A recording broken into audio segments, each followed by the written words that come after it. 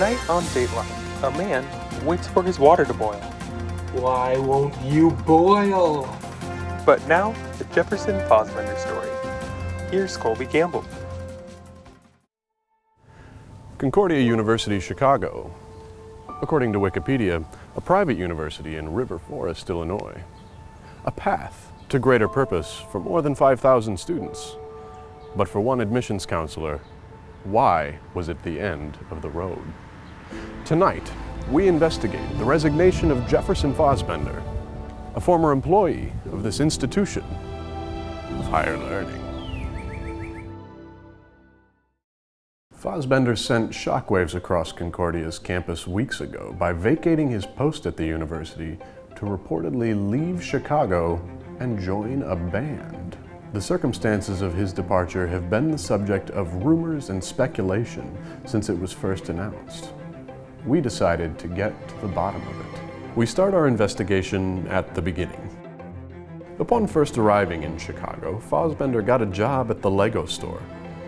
We reached out to his former coworkers from the period when he was employed at the Lego store. Do you guys happen to know anybody named Jefferson who used to work here? Jefferson. Oh, yes! He was my best friend. I love that. Only one of them agreed to sit down with us for an interview on the condition that we conceal their identity. So, before this airs, you're gonna like pixelate my face and like distort my voice and stuff, right? Of course. So you were employed at the Lego store at the same time as Jefferson Fosbender, correct? I was, yeah. Can you describe for our viewers what it was like working with Jefferson? I mean, not easy. I mean, for starters, he just constantly kept talking about how applying to the Lego store was the only job he had applied for when he moved, and how getting a job in Chicago was like the fastest and easiest thing he'd ever done in his life. I mean, he would like go up to kids in the store and just tell them that. It was really awkward. Did you notice him exhibiting any other strange behaviors? Yeah, I'm 90% sure that he was stealing from the store. I mean, I don't really know for sure, but I bet if you were to look in his apartment, you'd find a disturbing number of Lego sets. Do you think he was doing with them? You want my theory? Please. I think he was assembling them. I mean, I don't really know like what for necessarily, but I mean, my best guess is that he was probably trying to impress a woman. Following the lead from his former Lego store coworker, we looked deeper into Jefferson Fosbender's sordid love life in Chicago, and what we found was disturbing. We discovered that Fosbender had deleted all dating apps from his phone, perhaps in an effort to impede our investigation. But by obtaining the transcript of a Facebook group chat that Fosbender belongs to, we were able to pinpoint a number of locations where Fosbender claims to have fallen in love. A tap room called Bitter Pops, the I.O. Theater, Burnt City Brewing, and this brewery. Possibly this brewery too. The Red Line, the Brown Line, the Green Line. Yes, even the Yellow Line. Jeff's love affairs took us all across Chicago, but ultimately ended up leading us nowhere. So we decided to pay a visit to Lickin' D's for some Ben & Jerry's ice cream, and then to walk around the corner to the house that Jeff calls home.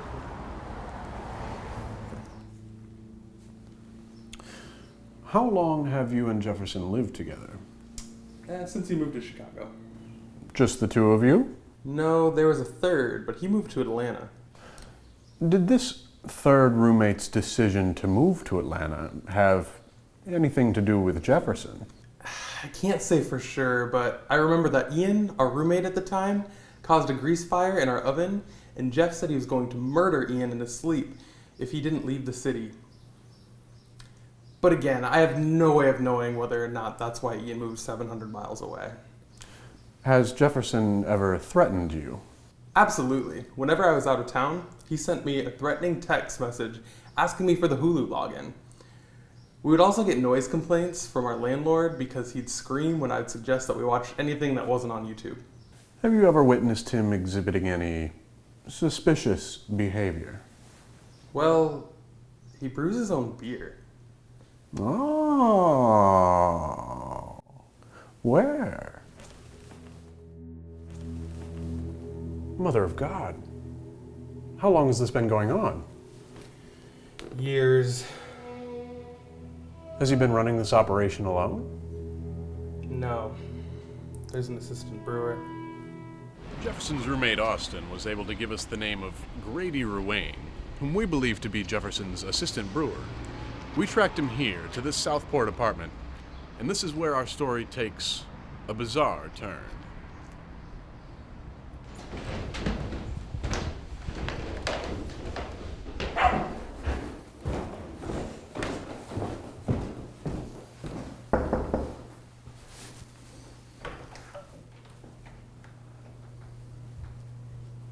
Can I help you with something? Can you tell us if Grady Ruane lives here? He does. Can we speak with him? No. And why not? Well, he's a dog.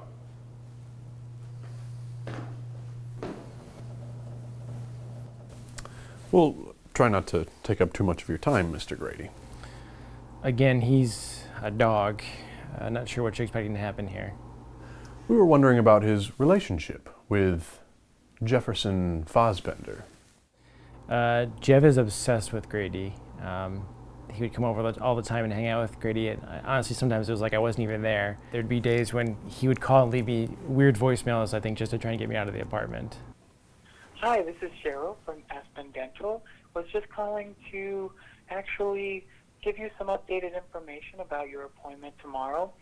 Dr. Stenson has since retired from the dental field. I am so sorry about this, but we'll need to reschedule. Dr. Stenson was so caught up in the rhetoric that you used earlier today that his stress level just took him right out of the field, and he decided to retire early. He was 36 years old. What was the nature of your relationship with him? He would call me a lot and I wouldn't answer.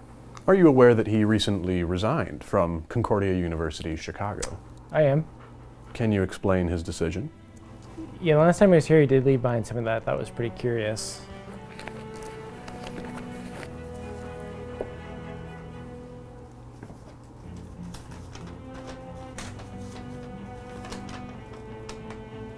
I don't understand. Kobe, there is no investigation. You're not a reporter. Ian never worked at the Lego store.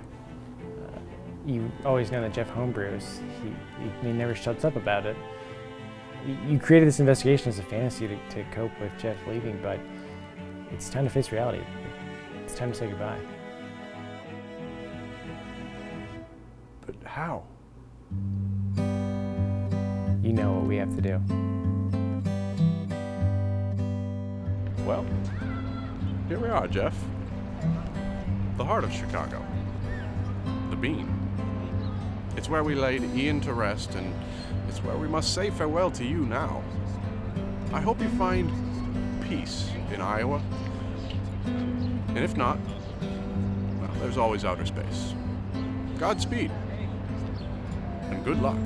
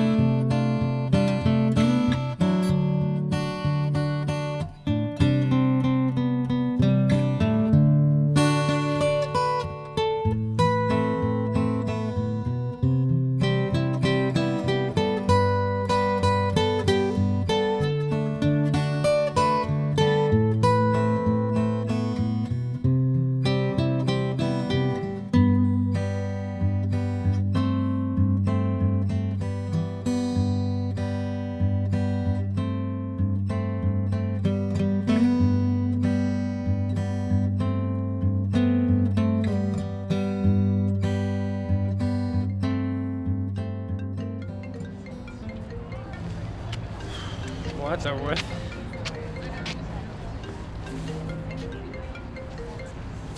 Hello? Buddy, hey, I got a quick question for you. Are you guys going to do that flower funeral thing at the Bean for Jefferson like you did in my farewell video? Because if so, I'm actually going to be in Chicago this weekend and would love a place to stay. Who's that? Wrong number.